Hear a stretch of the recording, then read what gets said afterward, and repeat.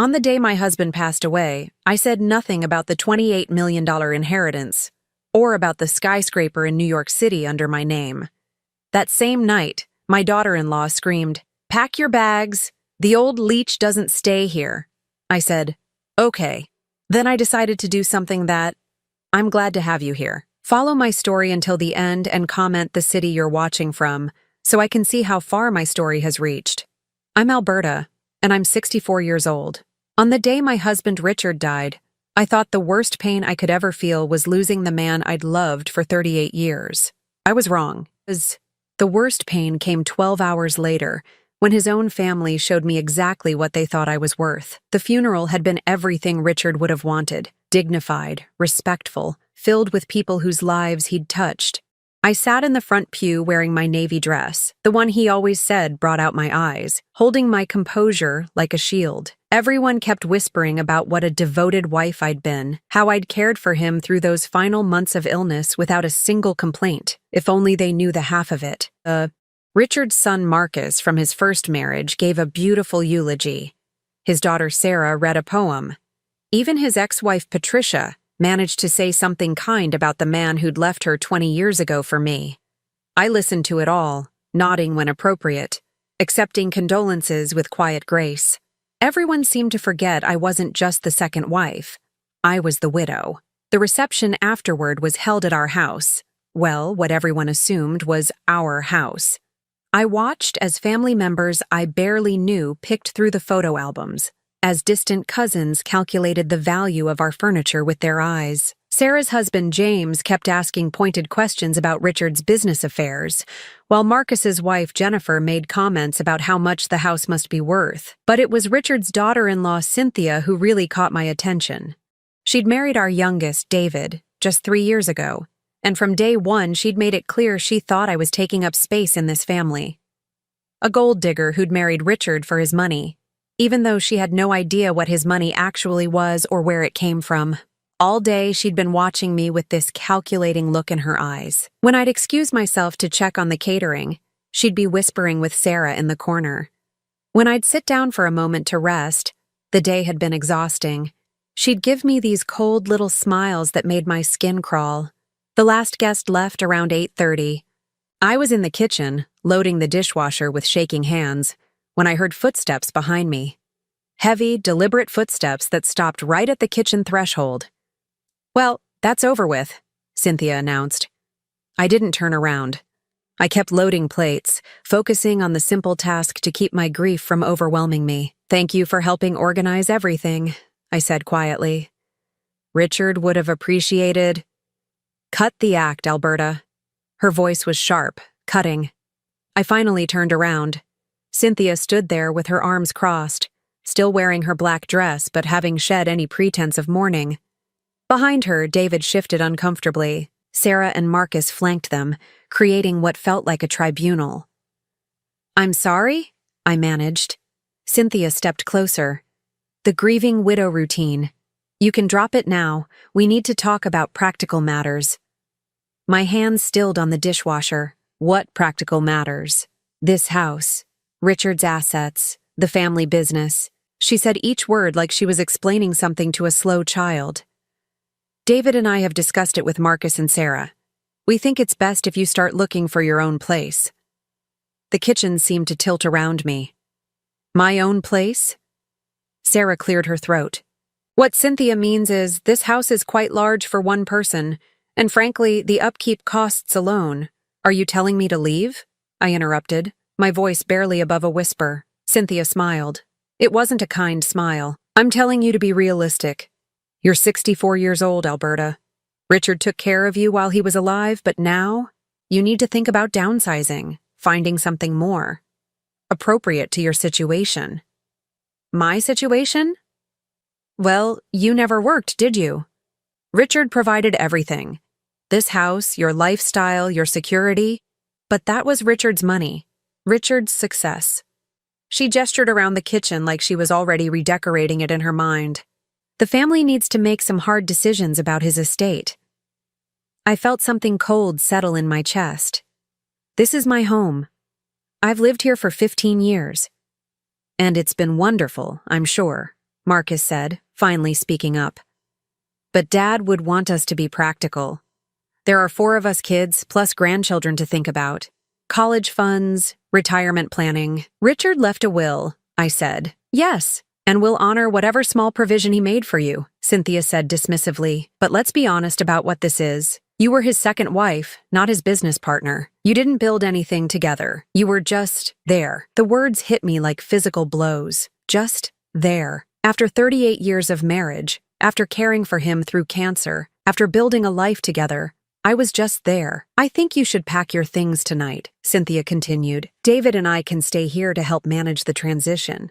It'll be easier for everyone if we handle Richard's affairs directly. I looked at David, silently pleading with him to defend me, to remember that I'd been his stepmother since he was 12 years old, but he wouldn't meet my eyes. Where am I supposed to go? I asked. Cynthia shrugged. There are some lovely senior communities around here.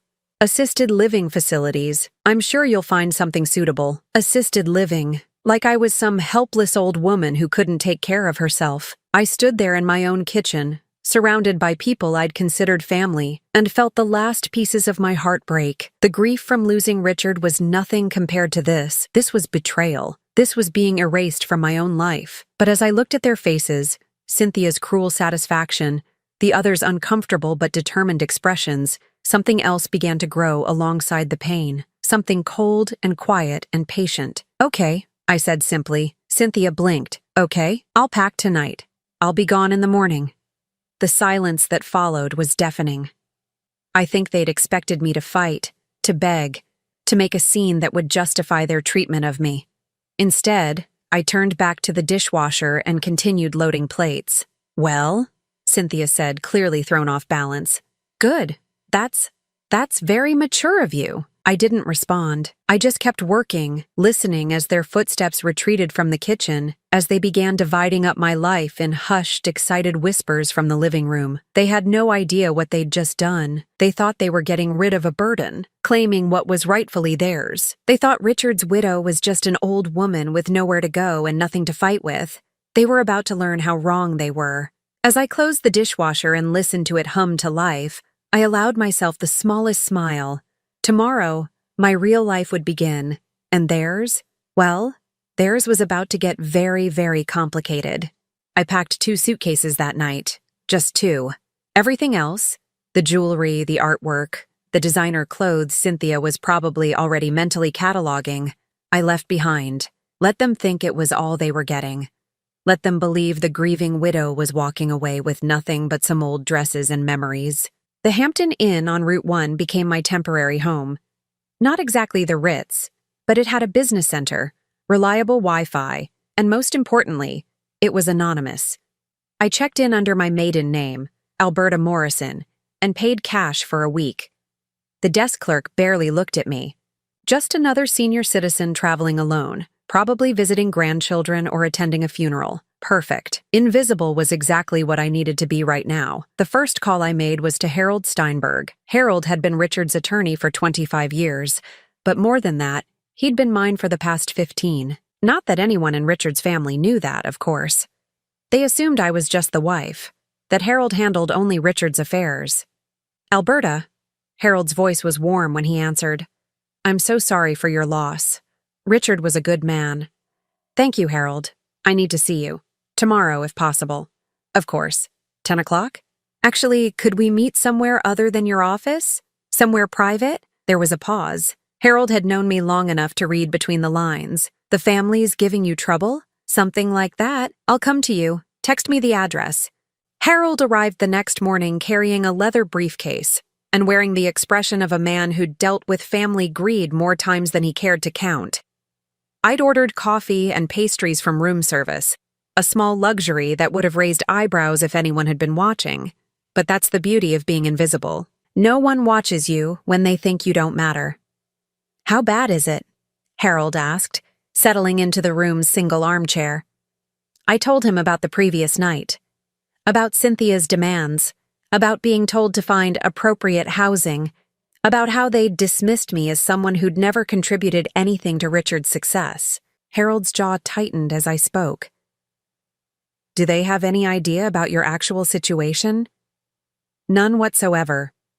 Richard and I decided years ago that it was better that way. Let them think he was the business mogul and I was just the pretty second wife. And you're sure you want to proceed as we discussed? I looked out the hotel window at the parking lot, at the ordinary cars filled with ordinary people living ordinary lives. Yesterday, they would have seen me as one of them, just another older woman, probably widowed, probably struggling. They had no idea that the woman in room 237 owned more property than most of them could imagine. I'm sure. How long will it take? Harold opened his briefcase and pulled out a thick folder. The preliminary transfers can be completed within 48 hours. The complete restructuring will take about 2 weeks, and there's no way they can contest it? Alberta, everything has been legally yours for over a decade. Richard transferred ownership years before his illness, precisely to avoid situations like this. They can contest it all they want. They'll lose. I nodded, feeling that cold satisfaction settle deeper into my bones. What about the house? That's where it gets interesting. Harold allowed himself a small smile. Technically, you could evict them today, but I assume you have something more educational in mind? I want them to show me exactly who they are first. Let them get comfortable in my house, making their plans, dividing up what they think is theirs. Give them enough rope to hang themselves. And then I'll remind them that assumptions can be dangerous things. Harold spent the next hour walking me through documents, explaining procedures, confirming details that had been set in motion years ago. Most widows would be lost in the legal terminology, overwhelmed by the complexity of estate planning and asset management. But I wasn't most widows. After Harold left, I drove to the house, my house. I parked across the street and watched through tinted windows as moving trucks arrived. Cynthia directed workers like she was orchestrating a military campaign, pointing at Richard's study, gesturing toward the bedrooms. She'd brought her own furniture, I realized. She wasn't just staying temporarily to handle affairs. She was moving in permanently. My phone buzzed. A text from David. Hope you found a nice place, Alberta. Cynthia's getting Dad's office organized. Found some business files we need to go through. I almost laughed out loud. Business files in Richard's study. If they only knew that Richard's real business files weren't in that house at all. They were in a safety deposit box downtown, along with property deeds, stock certificates, and documentation that would turn their world upside down. But let them look through his desk drawers and filing cabinets. Let them find his appointment books and client lists from the small consulting firm everyone thought was our only source of income. Let them calculate modest assets and plan modest inheritances. The truth would be so much more devastating when it came. I drove to downtown and spent the afternoon at First National, where I'd maintained accounts they knew nothing about. Margaret Chen, my personal banker, greeted me with professional sympathy. Mrs. Morrison, I was so sorry to hear about your husband's passing. How are you holding up? As well as can be expected. I need to make some account adjustments. Margaret nodded, probably assuming I needed to add Richard's name to survivor benefits or update beneficiary information. Instead, I handed her Harold's documentation. Her eyes widened as she read. Mrs. Morrison, these amounts. I had no idea you were working with such substantial assets. Privacy was important to my husband and me, but circumstances have changed. I can see that. When would you like these transfers to take effect? Immediately. As Margaret processed the paperwork, I thought about Cynthia back at the house, probably going through my closet, deciding which of my clothes were worth keeping. I thought about Marcus and Sarah, likely meeting with financial advisors to discuss their father's estate. I thought about David, weak David, who'd let his wife bully the woman who'd raised him. They thought they'd gotten rid of me. They thought the inconvenient widow was out of the way, leaving them free to claim their inheritance. They had no idea that they'd just picked a fight with someone who'd spent 38 years learning how to play the long game. My phone rang as I was signing the last of the transfer documents. Cynthia's name appeared on the screen. I let it go to voicemail, then listened to her message with growing amusement. Alberta, we found some confusing paperwork in Richard's office. Legal documents that don't make sense. Could you call me back? There might be some things you need to explain. Confusing paperwork? I could only imagine what they'd found. Probably the outdated copies Richard kept for show, documents that referenced assets that no longer existed under his name. They were getting nervous, realizing that their father's financial picture wasn't as clear-cut as they'd assumed. I deleted the message without responding. Let them wonder. Let them worry. Let them spend sleepless nights trying to figure out why nothing added up the way they'd expected. Tomorrow, I would start phase 2 of my plan. Tonight, I would have dinner in my anonymous hotel room and watch the news like any other senior citizen spending the evening alone. But I wasn't alone. Not really. I had Harold. I had Margaret. I had a network of professionals who'd been quietly managing my affairs for years. And most importantly, I had time. Cynthia and her allies thought they'd won a quick victory. They had no idea they'd just declared war on someone who'd been preparing for this battle longer than they'd been part of this family. The grieving widow was done grieving. Now it was time for the real Alberta Morrison to emerge from the shadows. And when she did, the family that had dismissed her so easily would learn that some assumptions cost more than others. 3 days had passed since I'd moved into the Hampton Inn, and I could tell the family was getting restless. My phone had been buzzing with increasingly urgent messages from Cynthia, each one more demanding than the last. She wanted me to come back and explain some discrepancies they'd found in Richard's paperwork. She needed me to sign documents. She had questions only I could answer. I ignored them all. Instead, I spent my mornings in the hotel's business center, making calls that would have shocked them senseless. Tuesday, I spoke with the property management company that handled my 3 apartment complexes in Manhattan. Wednesday, I had a conference call with my investment advisor about moving some assets around. Thursday, I spent 2 hours on the phone with architects about renovation plans for the building I owned in Soho. The building. My little secret that even Richard hadn't fully understood the value of when I'd bought it 15 years ago with money from my first marriage. Back then, it had been a rundown warehouse in a neighborhood nobody wanted. Now it was worth $28 million. And the rent from the high-end lofts I'd created generated more income in a month than Richard's consulting firm had made in a year. But they didn't know any of that.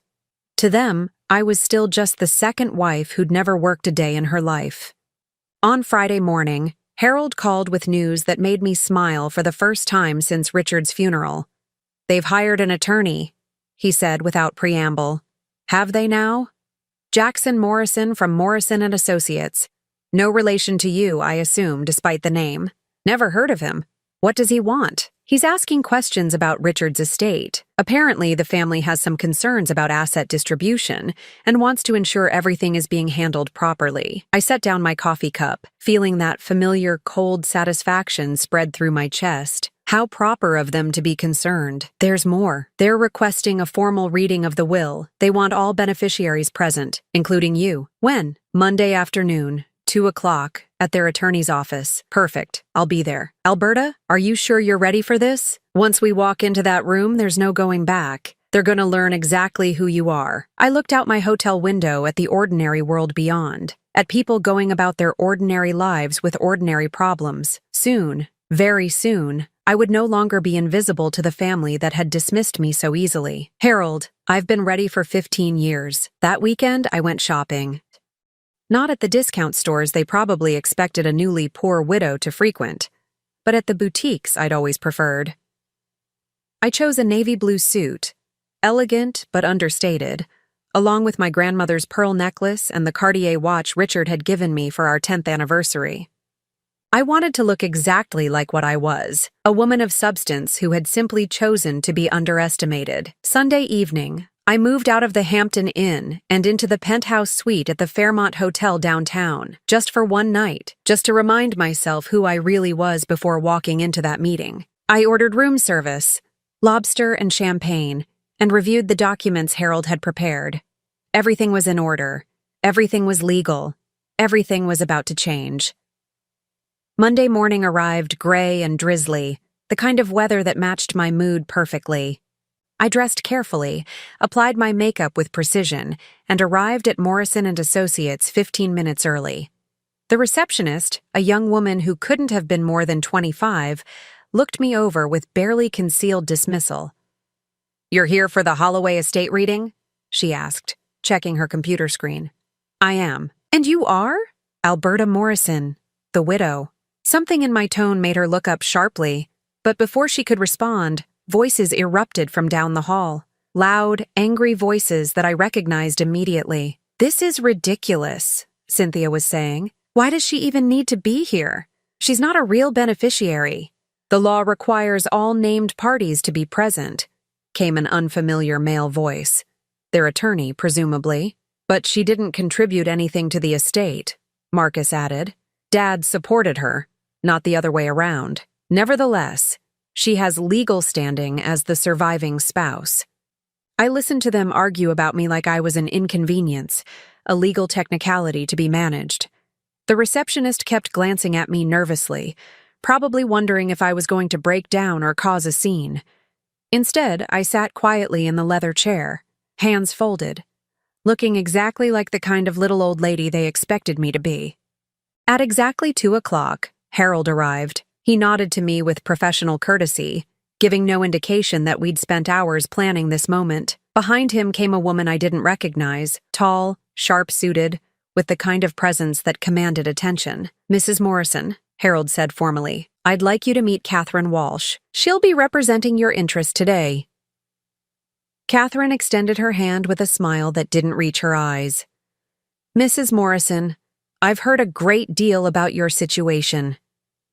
Before I could respond, Jackson Morrison himself appeared, a soft-looking man in his 50s who seemed overwhelmed by the circumstances he'd been hired to manage. "Well," he said, mopping his forehead with a handkerchief, "I believe everyone is here now. Shall we proceed?" The conference room was larger than it needed to be, with a polished table that could have seated 20 people.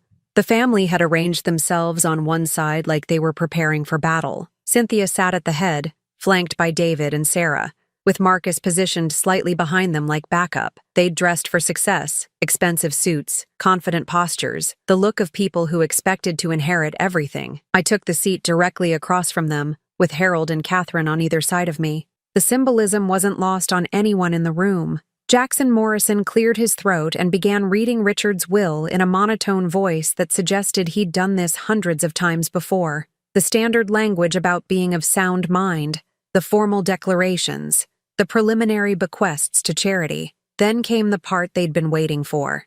"To my beloved children, Marcus, Sarah, and David, I leave the sum of $50,000 each, to be distributed equally among them." I watched their faces carefully.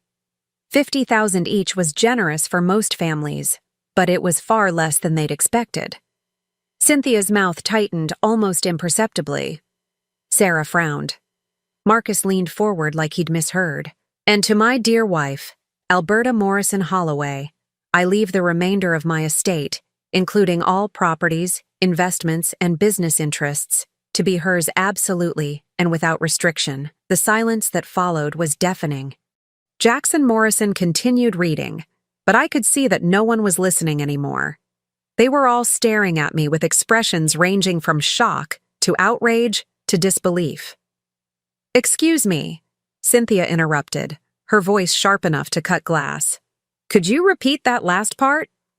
Jackson Morrison looked uncomfortable.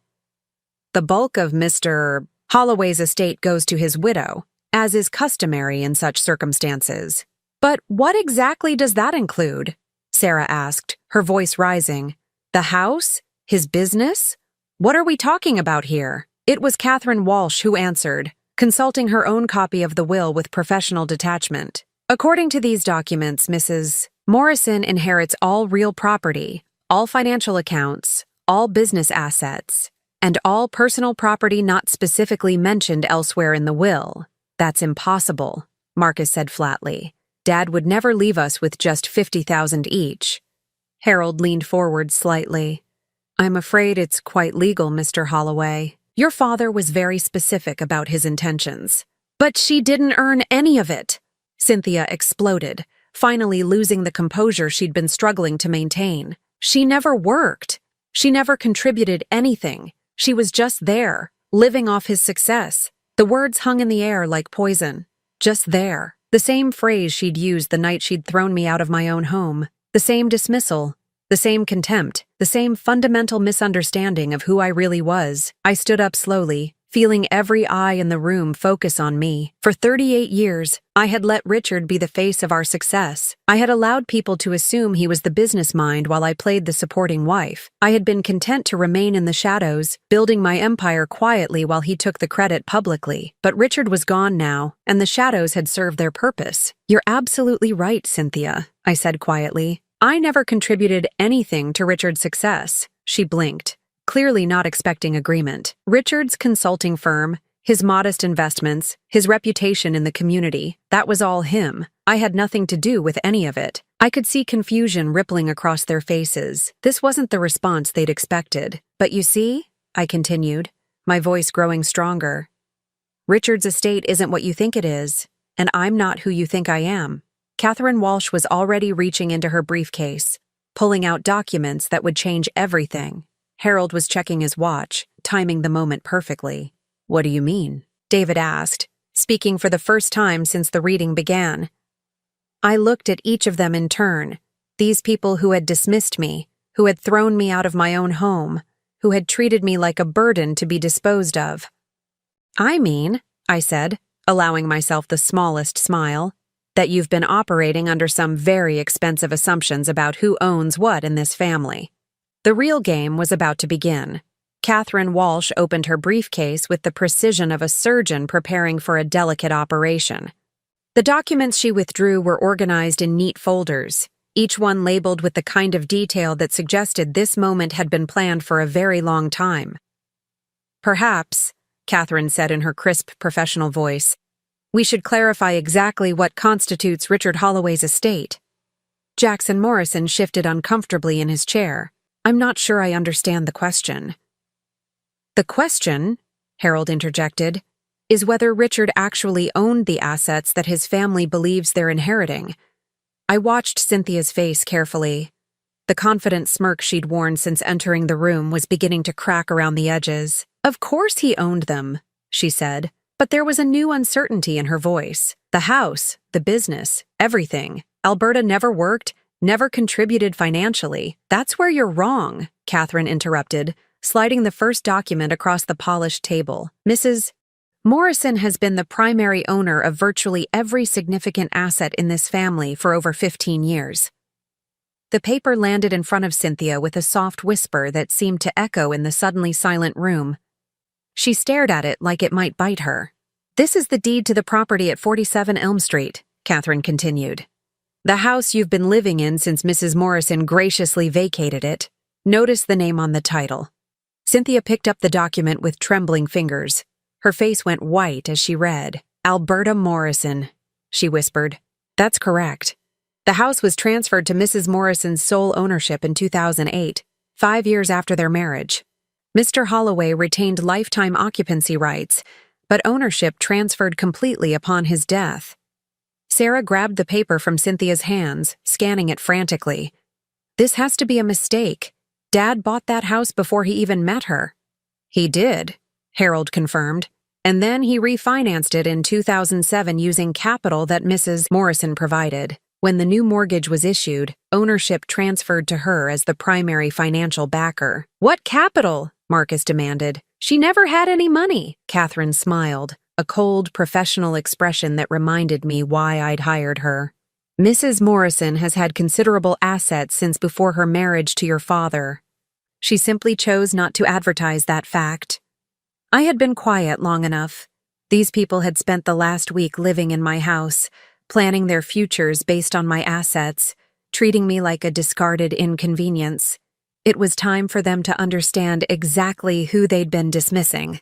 "The money came from my first marriage," I said calmly. "When my first husband died in 1995, he left me quite well provided for.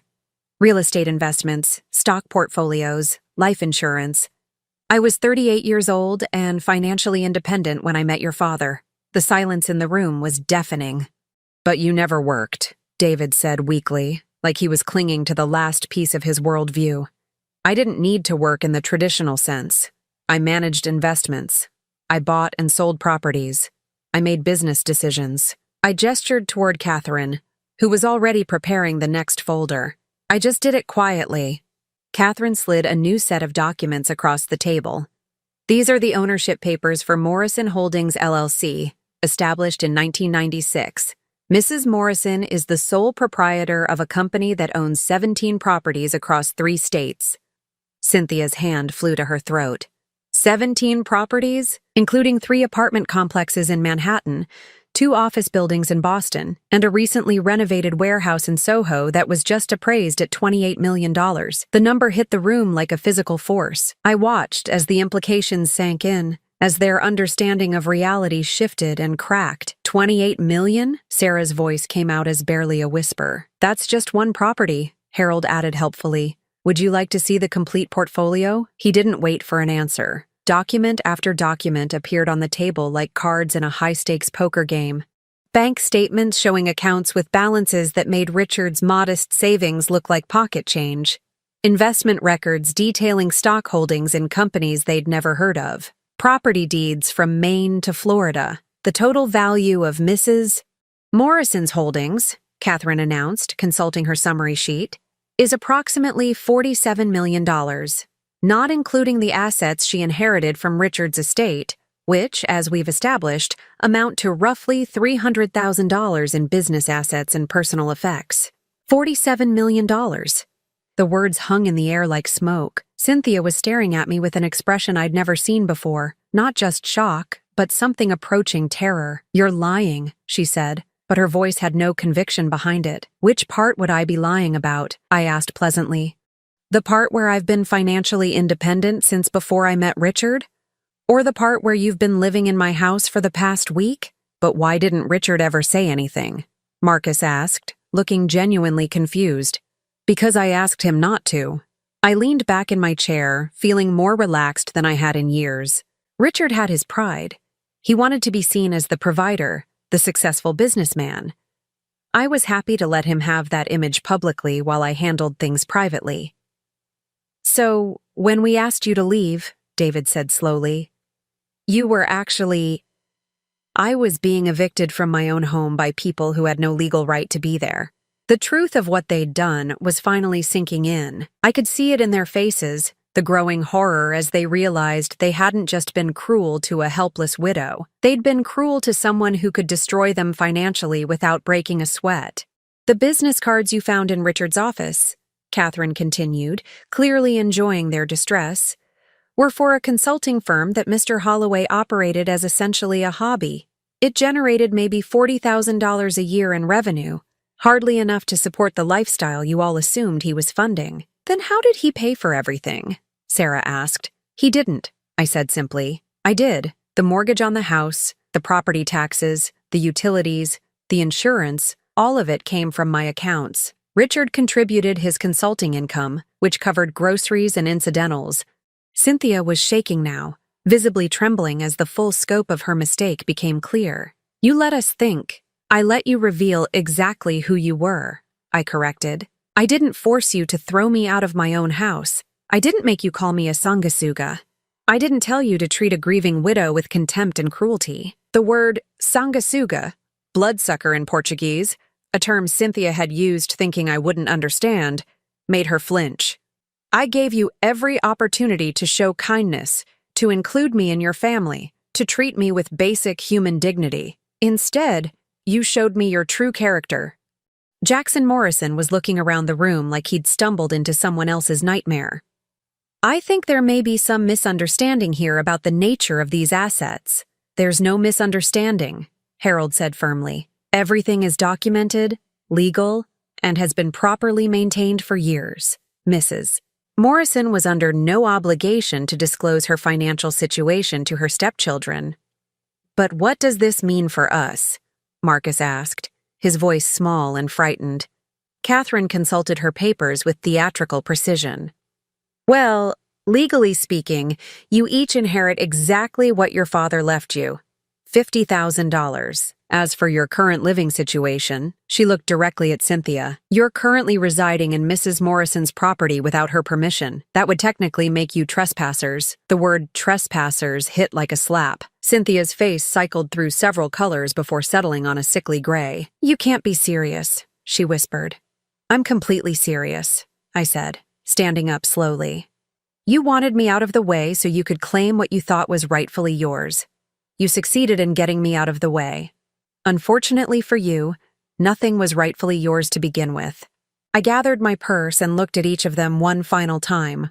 These people who had treated me like garbage, who had dismissed my grief and my worth, who had tried to erase me from my own life. I'll give you 72 hours to remove your belongings from my house, I said quietly. After that, I'll have you legally evicted. As I walked toward the door, Cynthia's voice followed me, high and desperate. Alberta, please. We can work something out. We're family. I paused at the threshold, my hand on the door handle. Family, I repeated softly. You know, Cynthia, you're absolutely right. We are family. And you've just taught me exactly what that word means to you. I walked out of that conference room knowing that my old life was over. The invisible widow was gone forever. In her place stood someone they should have been much more careful about crossing. The real reckoning was just beginning. The 72 hours I'd given them turned into the most satisfying 3 days of my life. Not because I enjoyed their suffering, I'm not cruel by nature, but because for the first time in decades, I was watching people face the real consequences of their choices. The first call came 6 hours after the meeting. Cynthia, of course, her voice a mixture of desperation and barely contained rage. Alberta, we need to talk. This whole situation has gotten out of hand. I was in my penthouse suite at the Fairmont, enjoying a glass of wine and watching the sunset paint the city in shades of gold. Has it? I thought we talked quite thoroughly this afternoon. You know what I mean. The house, the money, all of it. There has to be some way to work this out reasonably. Reasonably. I let the word hang in the air. Like how you reasonably threw me out of my own home the night my husband died. Silence on the other end. Then, we were grieving too, Alberta. We weren't thinking clearly. You were thinking clearly enough to have me pack my bags and find somewhere else to live within hours of Richard's funeral. You were thinking clearly enough to start dividing up what you thought was your inheritance. But we're family. No, Cynthia. You made it very clear that I'm not family. You called me a sanguisuga, remember? A bloodsucker who never contributed anything. I could hear her sharp intake of breath. She hadn't expected me to understand the Portuguese insult. I didn't mean, you meant exactly what you said. The only thing you didn't mean was for me to be in a position to do anything about it. I ended the call and blocked her number. The next morning brought David to my hotel. The concierge called up to announce him, asking if I wanted to receive visitors. I almost said no, but curiosity got the better of me.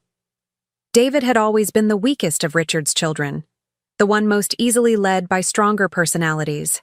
I wanted to see how he'd handle this situation when his wife couldn't speak for him. He sat across from me in the hotel's elegant lobby, wringing his hands like a schoolboy called to the principal's office. The man was 35 years old, but he looked like he might cry. Alberta, I'm so sorry about everything. Cynthia gets carried away sometimes, and I should have stopped her. Should have, could have, would have, I said calmly. But you didn't. I know, and I regret that. But you have to understand. We thought Dad had left us provided for. We thought the house, the business, everything would be ours to share. And when you thought that, your first instinct was to throw me out onto the street. David's face flushed. It wasn't like that. We just thought you'd be more comfortable somewhere smaller, more manageable. David. My voice was sharp enough to cut through his rambling. Stop lying. To me, and to yourself. You wanted me gone so you could have everything without having to consider my needs or feelings. He stared at his hands, unable to meet my eyes. Cynthia said terrible things. Yes, but you stood there and let her. You could have defended me. You could have reminded her that I'd been your stepmother for over 20 years, that I'd raised you from the time you were 12 years old. Instead, you watched her humiliate a grieving woman and said nothing. I'm saying something now, he whispered. Now that you know I don't need your charity, now that you realize I'm not the helpless widow you can discard, your apology isn't about remorse, David. It's about fear. He looked up then, and I saw that I was right. His eyes were filled with terror. What are you going to do to us? The question hung between us like a blade. What was I going to do? I had the power to destroy them financially, to make their lives as difficult as they'd tried to make mine. I owned properties they could never afford, had connections they couldn't imagine. I could make them suffer in ways they couldn't even comprehend. But looking at David, weak, frightened David who'd never had an original thought in his adult life, I realized something. I didn't want to destroy them. I wanted something much more valuable than revenge. I wanted them to learn. I'm going to do exactly what I said I would do. You have until tomorrow evening to remove your belongings from my house. After that, I'm changing the locks. And then? And then, you're going to figure out how to live your own lives, make your own decisions, and face your own consequences. No more depending on family money that was never really family money to begin with. David's shoulders sagged. Cynthia's going to lose her mind. Cynthia's going to learn that actions have consequences, just like you are. He left without another word, and I watched him walk away, knowing that this conversation had changed something fundamental between us. Not forgiveness. That would take time if it ever came at all. But understanding. The final 24 hours were the most interesting. I had Harold arrange for a locksmith to be ready, and I drove to the house at exactly 6 o'clock on Friday evening to see if they'd honored the deadline. The driveway was full of cars. Not just David and Cynthia's vehicles, but Marcus's truck, Sarah's sedan, even some cars I didn't recognize. As I sat in my rental car watching the house, I realized they were having some sort of family meeting.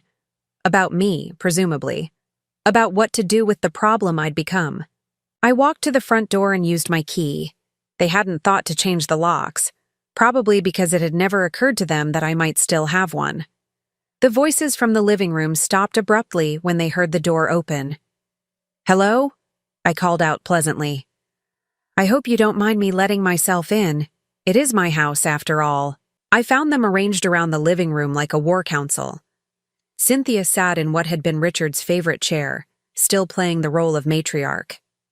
Marcus and Sarah flanked her, while David hung back near the window. There were two people I didn't recognize. A middle-aged couple who looked distinctly uncomfortable. "Alberta," Cynthia said, standing up with forced dignity. "We were hoping you'd come by. We wanted to discuss a reasonable settlement to this whole misunderstanding." "Settlement?" I raised an eyebrow. "For what?" "For the house, obviously. David and I have put a lot of work into this place, a lot of improvements. We think we deserve some compensation for— You think you deserve compensation for living in my house rent-free for a week?" The unknown couple exchanged glances. The woman cleared her throat nervously. "Perhaps we should go, Cynthia. This seems like a private family matter." "No, please stay," I said warmly. "I'm Alberta Morrison, Richard's widow." "And you are?" "Tom and Linda Patterson," the man said reluctantly. We're Cynthia's parents." "Ah. So they'd brought in reinforcements." Cynthia's parents probably told some version of events that painted me as the villain in this story. "How lovely to meet you," I said. "I hope Cynthia has explained the situation accurately." Linda Patterson looked between her daughter and me with obvious confusion. She said there was some sort of dispute about Richard's will, about who gets what. "There's no dispute," I said calmly. "The will is very clear. Richard left modest bequests to his children, and everything else to me. The only complication is that most of what people assumed was Richard's property was actually mine all along." Tom Patterson frowned. "I'm sorry, I don't understand." Neither did they, until a few days ago.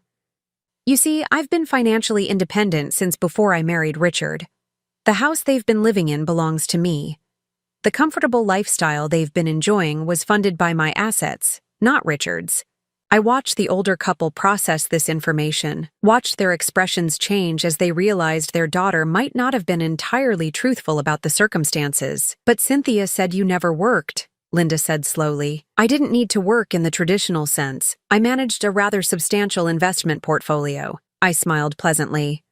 "About $47 million worth, as it turns out." The silence that followed was profound. Tom Patterson's mouth actually fell open. "So, when your daughter threw me out of this house the night Richard died," I continued conversationally, She was essentially evicting me from my own property. When she called me a bloodsucker who never contributed anything, she was speaking to someone who had been supporting the entire family for years. Cynthia's face had gone white. Her parents were staring at her with expressions of horror and disbelief. "Cynthia Marie Patterson," her mother said in the tone of voice that probably hadn't been used since Cynthia was 12 years old. "Please tell me you didn't actually throw this woman out of her own house at her husband's funeral." It's complicated, Mom. It's not complicated at all, I said gently. Your daughter made assumptions about my financial situation and treated me accordingly. She's now learning that assumptions can be expensive. Tom Patterson stood up, his face red with embarrassment. "Mrs. Morrison, on behalf of our family, I want to apologize. If Cynthia did what you're saying, Dad, don't. If she treated you that way during your time of grief, then she was raised better than that and should know better." He looked at his daughter with disappointment that cut deeper than anger ever could. "We're leaving, Linda. This isn't something we want to be part of." As Cynthia's parents gathered their things and headed for the door, I could see the final pillar of her support system crumbling. She'd counted on them to back her up, to see her as the victim in this situation. Instead, they'd seen her for what she really was. 20 minutes, I announced to the room as the front door closed behind the Pattersons. "Then I'm changing the locks whether you're finished or not." They scrambled then, grabbing bags and boxes they'd obviously packed in preparation for this confrontation. Sarah and Marcus avoided eye contact as they carried their belongings to their cars. David moved like a man in a trance, but Cynthia stood in the center of the living room, staring at me with something approaching hatred. "This isn't over," she said quietly. "Yes," I replied, equally quiet. "It is." She left without another word, and I watched from the window as the cars pulled out of my driveway one by one. When the last taillight disappeared around the corner, I called Harold. "It's done," I told him. "They're gone. How do you feel?" I considered the question as I walked through my house, really looked at it for the first time since Richard's death. It felt different now, lighter somehow, like a weight had been lifted from the very walls. "I feel free," I said finally. And for the first time in a week, that was absolutely true. 6 months after that final confrontation, I was sitting in my garden watching the sunrise paint my roses pink and gold when the phone rang. I almost didn't answer. These days, I was much more selective about who I allowed into my peaceful mornings. But the number looked familiar, and curiosity won out over caution. "Mrs. Morrison? This is Dr. Elizabeth Chen at Mercy General Hospital. I have a patient here asking for you." My blood ran cold. "Who?" "David Holloway. He's listed you as his emergency contact." Emergency contact. After everything that had happened, after the way his family had treated me, David had still listed me as the person to call in a crisis. Despite myself, I felt a familiar pang of maternal concern. "What happened?" "Car accident. He's stable, but he's asking for you specifically. Said to tell you it's important." 20 minutes later, I was walking through the sterile corridors of Mercy General, my heels clicking against the polished floor.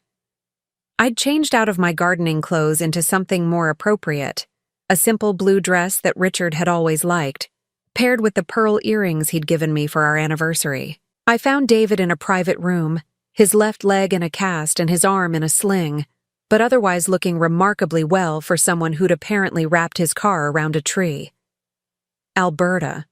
His voice was soft, relieved. "You came." "Of course I came. You're hurt." He tried to sit up straighter and winced. The nurse said they couldn't reach Cynthia. Her phone's been disconnected. I wasn't surprised. In the month since they'd been forced out of my house, I'd heard through the small-town gossip network that David and Cynthia's marriage had imploded spectacularly. Apparently, learning that your financial security was built on lies and assumptions had put considerable strain on their relationship. "Where is she now?" I asked, settling into the uncomfortable plastic chair beside his bed. "Gone. She left 3 months ago. Took what was left of our savings and moved back in with her parents." David stared at the ceiling, his voice hollow. "She said she married me for the lifestyle, not for me, when the lifestyle disappeared." "I'm sorry, David. Are you?" He turned to look at me, and I was startled by the clarity in his eyes. "Even after everything we did to you?" I considered the question seriously. Was I sorry? 6 months ago, I would have said that Cynthia leaving was exactly what David deserved. But looking at him now, broken, alone, finally forced to confront the consequences of his choices, I found that I was genuinely sad for him. Yes, I said simply, I'm sorry you're going through this. We sat in silence for a while, listening to the distant sounds of the hospital around us. Finally, David spoke again. I need to tell you something. About that night, when Cynthia threw you out. David, you don't have to. Yes, I do. His voice was stronger now, more determined than I'd heard it in years. I knew it was wrong. Even as it was happening, I knew it was cruel and unfair. But I was so angry about the will, so disappointed that Dad had left us so little, that I let Cynthia convince me you were the problem. He paused, struggling with words that had obviously been weighing on him for months. You raised me, Alberta. From the time I was 12 years old, you were more of a mother to me than my biological mother ever was. You came to my soccer games, helped me with homework, stayed up with me when I was sick. And the night Dad died, when I should have been protecting you and comforting you, I let my wife call you names and throw you out onto the street. Tears were sliding down his cheeks now, and I felt my own throat tighten with emotion. I've been living with that guilt for 6 months, and I needed you to know that I remember who you really are. Not the rich woman with all the power, though God knows I understand that now too, but the woman who bandaged my scraped knees and taught me how to drive, and never once made me feel like I was less important than her biological children. I reached over and took his uninjured hand in mine. Oh, David, I don't expect you to forgive me, he continued. I just needed you to know that I see now what I threw away, not the money or the inheritance or any of that. I threw away the one person in my life who loved me unconditionally. The tears I'd been holding back finally spilled over. You didn't throw me away, honey. You made a mistake. A terrible, hurtful mistake, but not an unforgivable one. He squeezed my hand weakly. How can you say that? After what we did? Because I understand something now that I didn't 6 months ago. That night when Cynthia threw me out, I thought my world was ending. I thought I was losing my family, my home, everything that mattered. But what I was really losing was an illusion. David frowned, not understanding. I thought I was part of a loving family where everyone cared about each other. But the truth was, I was part of a system where my value was based on what I could provide, not who I was. That night forced me to see the difference. I adjusted my grip on his hand, choosing my words carefully. You and your siblings and Cynthia, you didn't know me at all. You knew the role I played, the function I served, but you never bothered to find out who I really was underneath. And because you didn't know me, you couldn't really love me. You loved what I did for you. David was quiet for a long moment, absorbing this. And now you're seeing me for the first time as a complete person.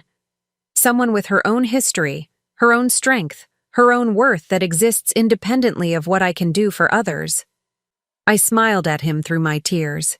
And I'm seeing you clearly too, David, not as Richard's son or Cynthia's husband, but as the young man I helped raise who's finally learning to take responsibility for his choices. So, where does that leave us? It was a fair question, one I'd been asking myself since the doctor's call that morning. Where did it leave us? I had every right to walk away from this family permanently. I had every justification for letting them live with the consequences of their cruelty without interference from me. But sitting in that hospital room, holding the hand of the boy I'd helped raise, I realized that revenge and justice weren't the same thing. Justice had been served. They'd learned the truth about their assumptions and faced the natural consequences. Revenge would be withholding forgiveness from someone who was genuinely trying to make amends. It leaves us here, I said finally. Starting over, if you want to. Building a relationship based on who we actually are instead of who we thought we were supposed to be. David's eyes filled with fresh tears. You'd be willing to do that? After everything? I'd be willing to try, but it would be different this time, David. I'm not going to be the invisible woman who makes everything work behind the scenes. I'm not going to pretend to be less than I am to make other people comfortable. I wouldn't want you to. And I'm not going to rescue you from the consequences of your choices. If you want a relationship with me, you have to build it yourself, maintain it yourself, and value it for what it is, not for what it might get you. David nodded solemnly. I understand. Do you? Because this isn't about money or inheritance or anything material. This is about two adults choosing to care about each other despite a very painful history. I know, and I want that, Alberta. I want to know you, the real you, not the version I created in my head. I studied his face, looking for any sign that this was manipulation or desperation talking. But what I saw was something I'd never seen from David before. Genuine remorse and a determination to do better. Then we'll try, I said, slowly, carefully, with clear boundaries and honest communication. Relief washed over his features. Thank you. Don't thank me yet. This is going to be hard work, David. Unlearning 30 years of bad habits and assumptions isn't easy. I'm ready for hard work. These past 6 months have taught me I'm stronger than I thought I was. I squeezed his hand one more time, then stood up to leave. I'm going to go talk to your doctor about your discharge plans. Do you have somewhere to go when you get out of here? I've been staying in a studio apartment downtown. It's not much, but it's mine. Good. Independence suits you. As I walked toward the door, David's voice stopped me. Alberta, what about Marcus and Sarah? Do you think... I turned back to him. That's up to them, honey. My door is open, but they have to choose to walk through it. Just like you did. And Cynthia? I considered this. Cynthia, who had initiated the cruelty that started this whole mess. Cynthia, who had shown no remorse, no recognition of wrongdoing, only anger at being caught in her assumptions. Cynthia burned that bridge herself, I said quietly. Some actions have consequences that can't be undone. She chose to reveal her character, and now she has to live with what she revealed. David nodded, understanding the distinction. I left him there in his hospital bed, looking more peaceful than I'd seen him since he was a child. The walk back to my car felt different somehow. Lighter, like I was carrying less weight than when I'd walked in. That evening, I sat in my garden again as the sun set behind my roses. My phone had rung twice. Marcus and Sarah, probably having heard about David's accident through the family network. I'd let both calls go to voicemail, but I'd listen to the messages, tentative voices, awkward apologies, requests to talk, the first signs that the family I'd thought I'd lost forever might be reconsidering their assumptions. I'd call them back tomorrow, maybe, or maybe I'd wait and see if they called again. Either way, I was no longer in a hurry. I had time, resources, and for the first time in decades, complete control over my own life. The invisible woman was gone forever, replaced by someone who knew exactly who she was and what she was worth. Someone who could choose forgiveness or distance, engagement or solitude, based on what felt right, rather than what was expected. And that, I reflected as I watched the stars emerge in the darkening sky, was worth more than $47 million. Though the $47 million didn't hurt. Now I'm curious about you who listened to my story. What would you do if you were in my place? Have you ever been through something similar? Comment below, and meanwhile, I'm leaving on the final screen 2 other stories that are channel favorites, and they will definitely surprise you. Thank you for watching until here.